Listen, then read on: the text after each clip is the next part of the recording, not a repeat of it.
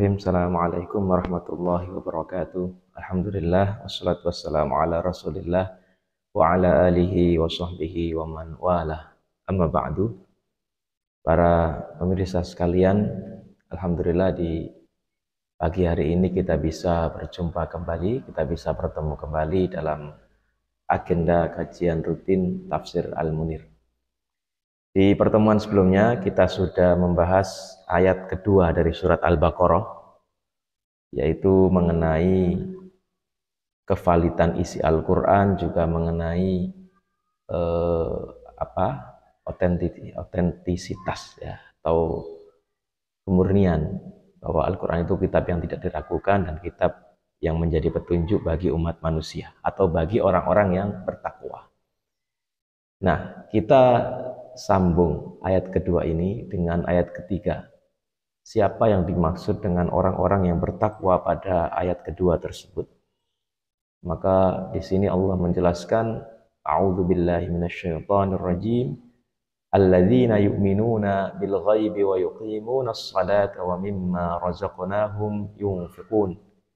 Walladzina yu'minuna bima unzila ilaika wa ma unzila min qablik wabil akhirati hum yuqinun.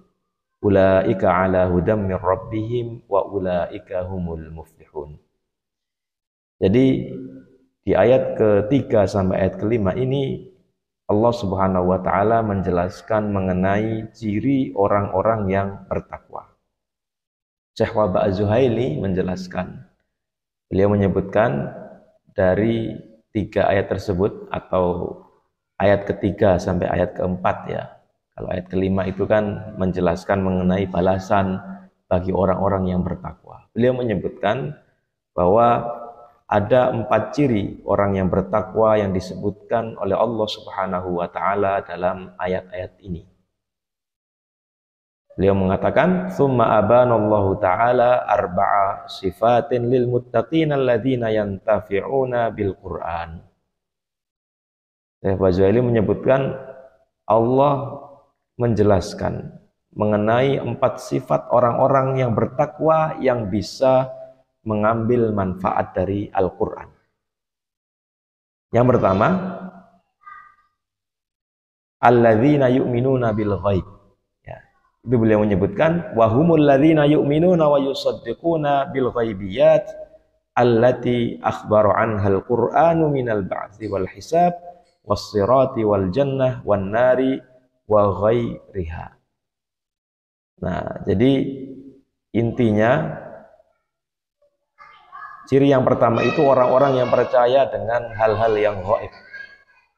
Hal-hal yang gaib yang disebutkan di dalam Al-Qur'an itu beliau menyebutkan contohnya adalah kejadian-kejadian di hari akhir seperti kebangkitan, kemudian yaumul hisab, lalu adanya as-sirat ya, jembatan penghubung yang menghubungkan antara atau yang menyampaikan kita ke surga, lalu surga dan neraka itu sendiri dan yang lainnya.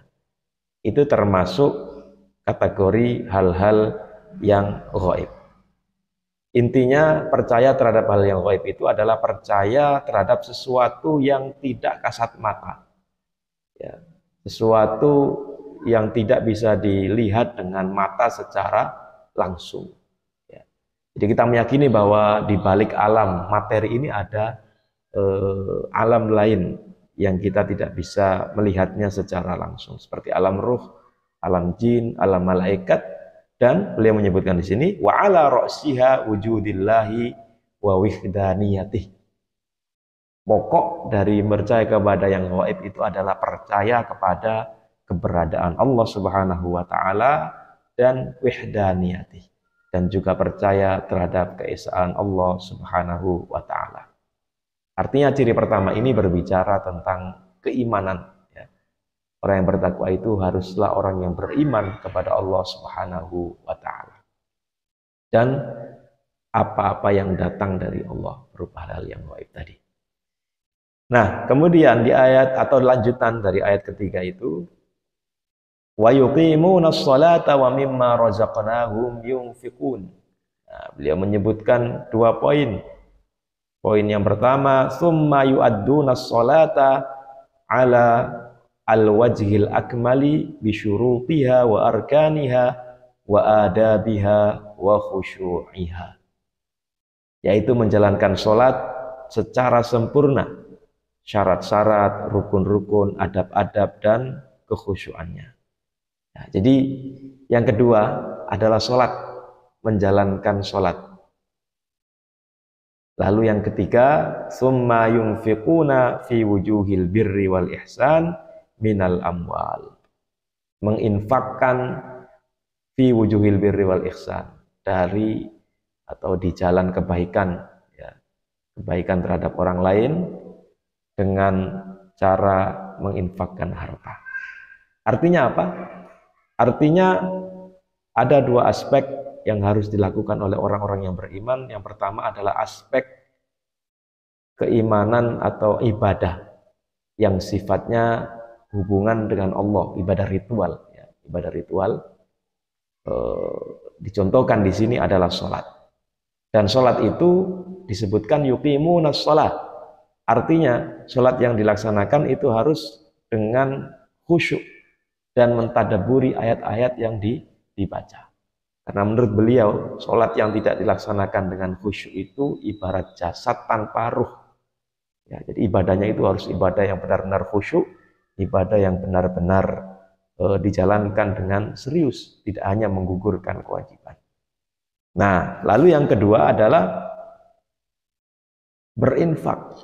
Ya, berinfak, membayarkan infak, kewajiban-kewajiban yang sifatnya harta kepada orang yang membutuhkan. Ya.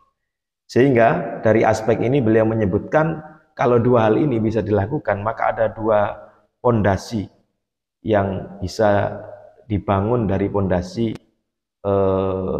ciri-ciri orang yang bertakwa, yaitu pondasi individu dengan melaksanakan sholat, dan juga pondasi masyarakat dengan melaksanakan zakat dan bentuk infak-infak lainnya. Ya. Nah, lalu yang terakhir, yang keempat adalah summa inna ulaikal muttaqin humul ladzina yusaddiquna bi jami'i ma unzila ala an-nabi Muhammadin sallallahu alaihi wasallam wa ala sair anbiya wal mursalin wa yusaddiquna aidan tasdiqan jaziman la syakka fihi bil akhirah. Walladzina yu'minuna bil ghaibi, bukan itu ya, ayat keempat, walladzina yu'minuna bima unzila ilaika wa ma unzila min qablik wa bil akhirati hum yuqinun. Ini merupakan bagian dari keimanan ya, yu'minuna bil ghaib tadi, tapi ini lebih spesifik lagi, yaitu orang-orang yang beriman terhadap ajaran ya, yang dibawa oleh Nabi Muhammad sallallahu alaihi wasallam, juga ajaran yang dibawa oleh nabi-nabi sebelum diutusnya Nabi Muhammad sallallahu alaihi wasallam, dan juga percaya terhadap hari akhir. Nah, ini ciri-ciri yang berikutnya. Jadi percaya terhadap Nabi Muhammad, percaya terhadap nabi-nabi terdahulu, juga hari akhir. Yang sebenarnya makna hari akhir itu tercakup kepada iman bil ghaib ya, tapi iman bil ghaib itu lebih ke pokoknya, yaitu beriman kepada Allah Subhanahu wa taala. Nah, beliau kemudian menutup penjelasannya di ayat kelima, orang-orang yang tadi pertama beriman dengan yang gaib, mendirikan sholat, membayar zakat, meyakini hari akhir, kemudian beriman kepada Al-Quran dan kitab-kitab sebelumnya, itu beliau menyebutkan di sini, hum ala nurin wa hidayatin min rabbihim wa ala manzilatin aliyah indallah wa humul faizun bid darajatil aliyah fi jannatil khulud. Mereka adalah orang-orang yang mendapatkan cahaya petunjuk dan mendapatkan kedudukan yang tinggi di sisi Allah, serta mereka merupakan orang-orang yang mendapatkan kemenangan di surga yang kekal. Mudah-mudahan kita semua bisa masuk ke kategori ciri-ciri orang yang beriman yang disebutkan oleh Allah Subhanahu wa taala di surah Al-Baqarah ayat ketiga sampai ayat kelima ini. Demikian pembahasan singkat di pertemuan kali ini, kurang lebihnya mohon maaf. Billahi taufiq wal hidayah. Assalamualaikum warahmatullahi wabarakatuh. اقرأ فإنك دون سم ليس الجهول كمن علم اقرأ